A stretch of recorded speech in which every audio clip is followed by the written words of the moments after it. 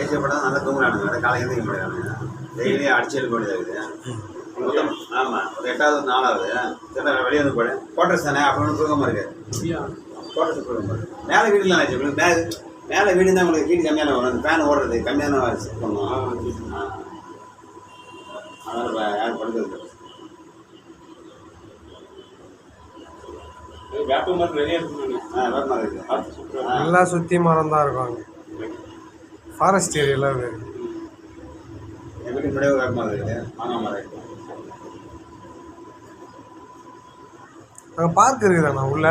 Arjun park ஒன்று இருக்குது. Arjun park ready பண்ணாங்க. இப்போ நாங்கள் என்ன சொல்ல வரலாமா? யார் வேணால் வரலாம். யார் வேணால் வரலாம் உள்ள.